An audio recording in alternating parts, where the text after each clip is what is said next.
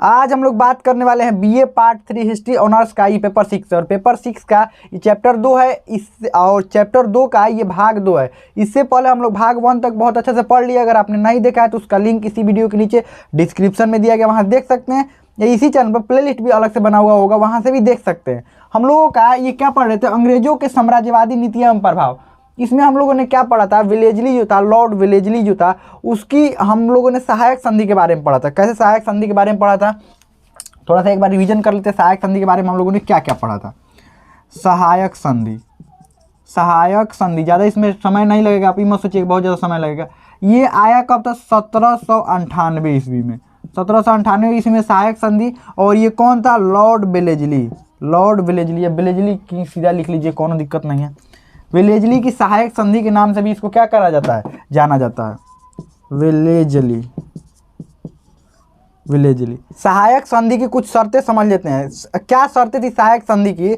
ये शर्त रखा गया था कंपनी द्वारा कि अगर आप सहायक संधि की शर्तें थी कि देसी रियासत जो होंगी, किसी भी शत्रु देश के जो लोग होंगे उनको या तो नौकरी नहीं देगी, और नौकरी के अलावा भी रहने का स्थान भी नहीं देगी।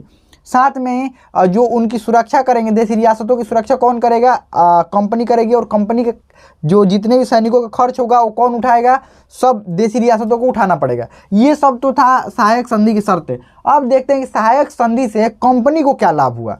सहायक संधि द्वारा कंपनी को कुछ लाभ हुए होंगे। सहायक संधि द्वारा देखिए कंपनी को क्या लाभ हुआ। सहायक संधि द्वारा कंपनी को लाभ,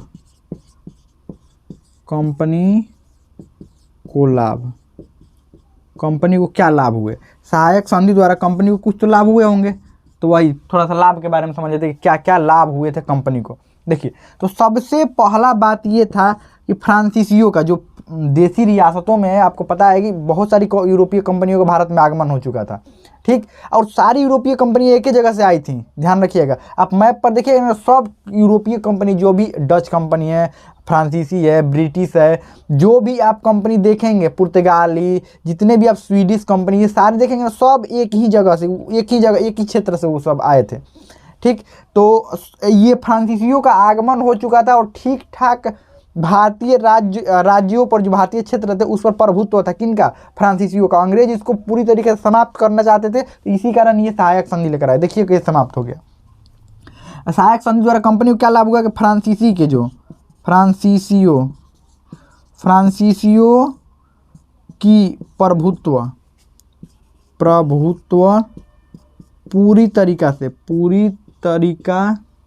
पूर्ण तरीका से या प्रभुत्व, यहाँ पर लिख देते, फ्रांसीसियों का प्रभुत्व समाप्त हुआ देसी रियासतों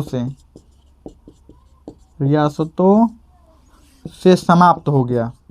समाप्त कैसे हो गया, समाप्त इस तरीका से हो गया, समाप्त इस तरीका से हो गया कि समझ लीजिए देसी रियासत है, इस रियासत में, यहाँ दरबार में मान लीजिए राजा हैं, और ये देसी रियासत की जितनी भी सुरक्षा करने की जिम्मेवारी है सब अंग्रेजों को है। तो जब अंग्रेजों का है तो यहाँ पर फ्रांसीसियों की एंट्री करने देंगे, ये आपको लगता है होंगे तो भी भगा देंगे ये लोग। तो यही काम करते थे, भगा देते थे। तो पूरी तरीके से फ्रांसीसियों का नियंत्रण समाप्त हो गया। दूसरा क्या कंपनी को फायदा हुआ, फ्रांसीसियों के नियंत्रण समाप्त होने के बाद दूसरा क्या हुआ, कंपनी की प्रतिष्ठा में वृद्धि हुई। कंपनी की किस में वृद्धि हुई, कंपनी की प्रतिष्ठा में वृद्धि हुई, और साथ में शक्ति में भी वृद्धि हुई। प्रतिष्ठा और शक्ति में, आप कहेंगे शक्ति में कैसे वृद्धि हो जाएगा। प्रतिष्ठा मानते कि इज्जत सम्मान में वृद्धि हुई होगी, जिन राजाओं को ये सुरक्षा देते तो वो राजा इनको इज्जत सम्मान थोड़ा देने लगे होंगे। लेकिन इनकी शक्ति में कैसे वृद्धि हुई, देखिए शक्ति में कैसे वृद्धि हुई। ये कंपनी क्या थी, जितने भी शासकों को ये सुरक्षा देती थी, उनसे पैसा लेती थी, और बहुत ज़्यादा मात्रा में पैसा लेती थी। तो बहुत अधिक मात्रा में पैसा लेने के कारण इनकी सैनिक जो संख्या थी, देसी रियासतों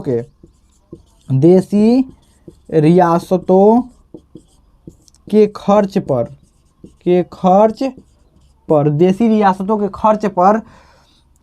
कंपनी की विशाल सेना खड़ी हो गई। ध्यान रखिएगा, सेना खड़ी हुई।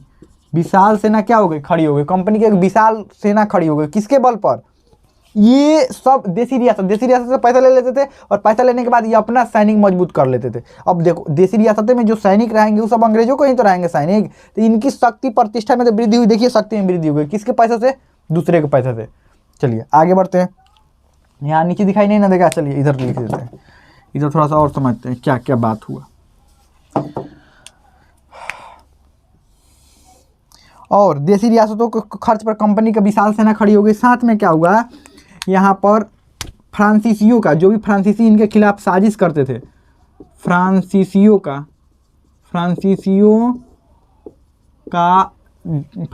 की साजिश जो थी, या फ्रांसीसियों को रचे गए जो साजिश थे, फ्रांसीसियों द्वारा किया गया षड्यंत्र विफल हो जाता था। समझ लीजिए ये सहायक संधि अंग्रेजों के लिए एक ब्रह्मास्त्र सिद्ध हुआ। भारत पर शासन करने के लिए अंग्रेजों के लिए ब्रह्मास्त्र सहायक संधि सिद्ध हुआ। इसके बाद ही देखिए हड़प की नीति आएगा, इसी के ठीक बाद हड़प की नीति आएगा। समझ लीजिए ये समझिए, यहीं से पूरा पृष्ठभूमि तैयार हो रहा है। धीरे धीरे ये लोग कब्जा कर रहे हैं। देखिए भारतीय क्षेत्र पर धीरे धीरे कब्जा कर रहे हैं। देखिएगा इसका प्रभाव क्या पड़ेगा, भारतीय राज्यों पर इसका प्रभाव क्या पड़ेगा। किसी व्यक्ति को अगर कमज़ोर बनाना है ना, तो कमज़ोर बनाने का मतलब ये नहीं कि उसका हाथ पैर आप तोड़ दीजिए या कुछ और कर दीजिए तो कमज़ोर बन जाएगा। कमज़ोर तो वैसे बन ही जाएगा, लेकिन ज़िंदगी भर आपकी दुश्मनी याद रखेगा। जब भी आप मौका मिलेगा आपसे वो दुश्मनी निकाल लेगा। लेकिन अंग्रेजों ने क्या किया, भारतीय राजाओं को कमज़ोर बनाने के लिए उनसे लड़ाई झगड़ा मारपीट तो करते ही थे, लेकिन वो तो किनारे की बात है। उनको इतनी सुविधाएं दे दी कि वो राजा खुद कोई काम नहीं कर सकते थे, और खुद कोई काम ना करने की वजह से वो राजा खुद कमज़ोर हो गए। ठीक वैसे ही अगर किसी व्यक्ति को कमज़ोर करना होता है तो क्या किया जाता है, उसको इतनी सुविधाएं दे दी जाती है कि वो सारा काम किसी और व्यक्ति पर निर्भर हो जाता है, और किसी और व्यक्ति पर निर्भर आप हो गए तो सीधी बात है कि आप कमज़ोर हो जाएंगे। यहाँ पर भी वैसे ही हुआ। चलिए तो ये 5 नंबर में क्या है हम लोगों का, अगला है फ्रांसीसियों द्वारा किया गया षड्यंत्र विफल हो जाता था। साथ में ही इनको ब्रिटिश ये जो देसी रियासतों को गुट बनाने का मौका नहीं मिलता था।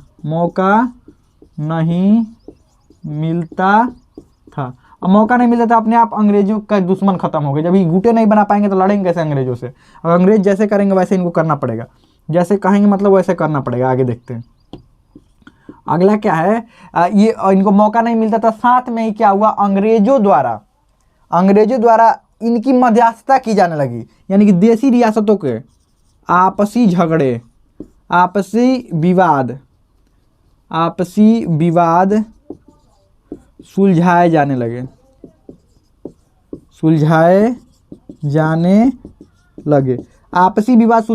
किसके, देसी रियासतों के आपसी विवाद कौन सुलझाता था, अंग्रेज मध्यस्थता करते थे। उनको क्या कहा जाता है, मध्यस्थता करते थे। मध्यस्थता करते थे कौन, अंग्रेज। और एक बात यहाँ पर क्या हुआ, अंग्रेजों की जो भारतीय राजाओं से शत्रुता थी वो अपने आप समाप्त हो गई। अंग्रेजों की शत्रुता भारतीय राजाओं से समाप्त हो गई।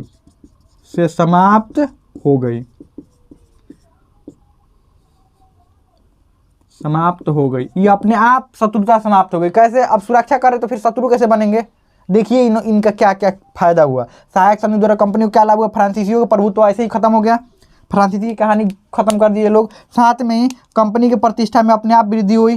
ठीक, और उसके बाद देसी रियासतों के खर्च पर कंपनी की एक विशाल सेना खड़ी हो गई। कंपनी की बहुत बड़ी सेना खड़ी हो गई। अंग्रेज खुद नहीं कर सकते थे तो ये कंपनी कर नहीं सकते थे, लेकिन देसी रियासत तो पैसा वसूल कर इन्होंने एक बड़ी सेना खड़ा कर ली। फ्रांसीसियों द्वारा किया गया षड्यंत्र विफल हो जाता था। फ्रांसीसी जो भी षड्यंत्र करते थे किसके खिलाफ, अंग्रेजों के खिलाफ, अंग्रेजों के हाथ हटाकर खुद अपना पद स्थापित करने के लिए, तो उनको द्वारा किया गया सारे जो षड्यंत्र विफल हो जाते थे। देसी रियासतों को गुट बनाने का मौका नहीं मिलता था। देसी रियासतों को गुट बनाने का कोई भी मौका नहीं मिलता था कि गुट बना ले, अंग्रेजों के खिलाफ कुछ भी कर दे, नहीं। आपसी जो विवाद थे, आपसी विवाद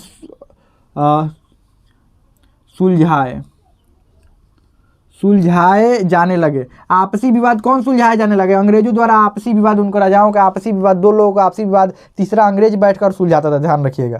तो अंग्रेजों की प्रतिष्ठा में अपने आप वृद्धि होगी। अंग्रेजों की शत्रुता भारतीय राजाओं से समाप्त हो गई। अब देखते हैं इसको, थोड़ा सा ये स्क्रीनशॉट ले लीजिए जैसे भी करके।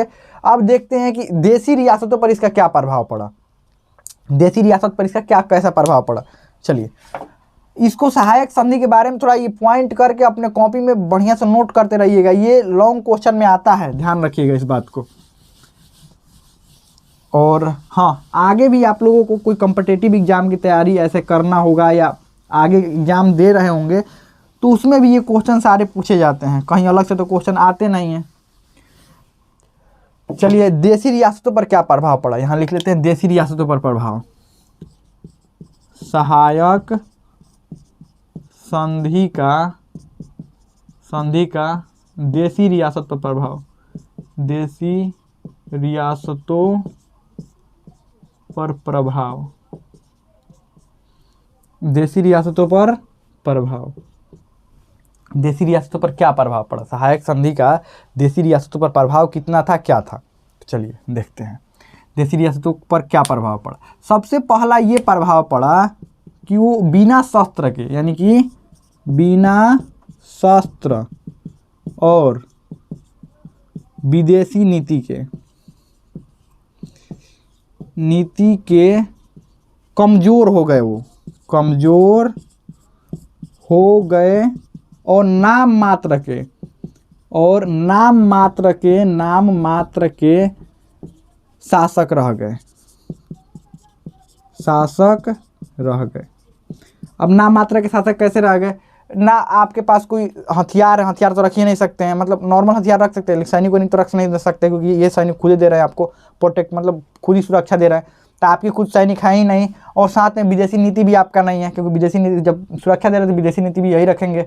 तो ये है नहीं, तो राजा बस नाम मात्र के एक राजा रह गए थे और उनके अंदर कोई राजा वाला गुण नहीं था।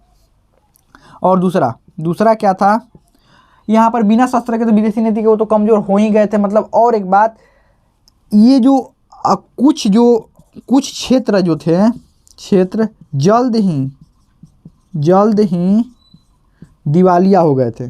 दिवालिया समझते हैं, दिवालिया हो गए। दिवालिया का मतलब ये होता है कि उनके पास रुपया पैसा सब खत्म हो गया, दिवालिया हो गए। क्यों? क्योंकि अंग्रेज क्या करते थे, जल्दी दिवालिया, क्योंकि अंग्रेज अपना खर्च बढ़ाते जाते थे। मान लीजिए इस महीना में कहा कि हमको 20,000 रुपया की ज़रूरत है, तो अगले महीने में कह रहे हैं कि नहीं, सैनिकों पर खर्च बढ़ गया, 25,000 चाहिए। अगले महीने में कहेंगे कि वहाँ हमला हुआ था तो वहाँ बहुत ज़्यादा हम लोगों का सैनिक खर्च या दिक्कत समस्या हुआ था, तो हमें इस बार 40,000 चाहिए। ऐसे करके अपना पैसा बढ़ाते थे, मतलब अपना धन कहते थे कि हमको और ज़्यादा दीजिए, और ज़्यादा दीजिए। और इसी कारण बहुत सारी देसी रियासतें कर्ज में डूब गई, ध्यान रखिएगा, ये सब लिख लीजिएगा, मन होगा तो। कर्ज में डूब गए। अगला यहाँ पर, और इतना ये लोग पैसा मांग लिए, अर्थव्यवस्था भी खराब हो गया, अर्थव्यवस्था खराब हो गया। तो जनता परेशान हो ही जाएगी, अर्थव्यवस्था जब खराब हो गया तो जनता से सीधे रिलेशन है अर्थव्यवस्था का।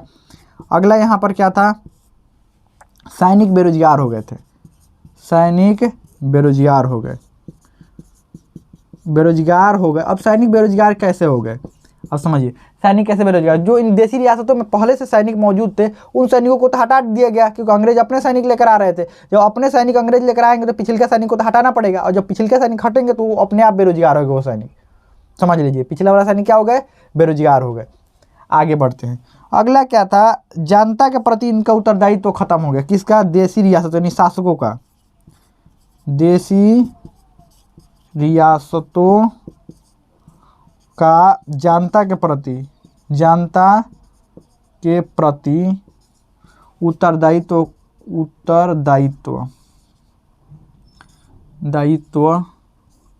की समाप्ति।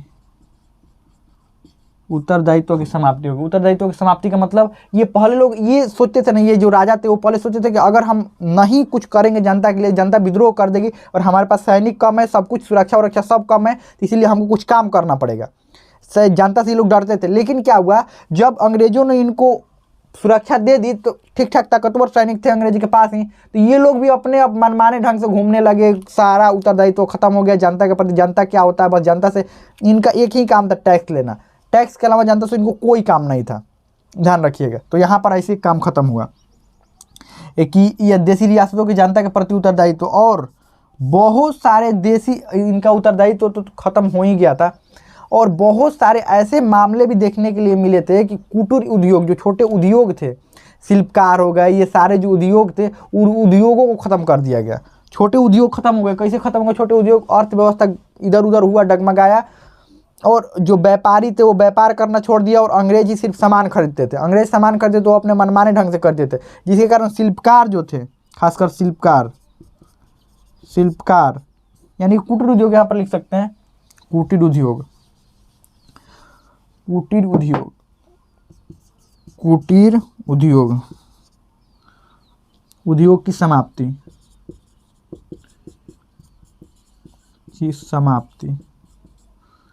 कुटीर उद्योग की समाप्ति। उसके बाद क्या हुआ? देसी शासकों के, दिखाई दे रहा है, हाँ ठीक है, देसी शासकों के बुद्धि क्षमता में कमी आई। क्यों? क्योंकि इनको बुद्धि और दिमाग चलाना ही नहीं पड़ता था कि कैसे युद्ध लड़ा जाए, क्या किया जाए, सैनिक कैसे रखा जाए। इनको कोनो जिम्मेवारी नाम की कोई चीज़ ही नहीं था। जब जिम्मेवारी नाम के आपके पास चीज़ नहीं रहेगा, धीरे धीरे आपका दिमाग खराब होना चालू हो जाएगा। इनका भी दिमाग खराब होना ऐसे ही चालू हो गया था। देखिए थोड़ा सा एक बार रिवीजन कर लेते हैं, क्या हुआ?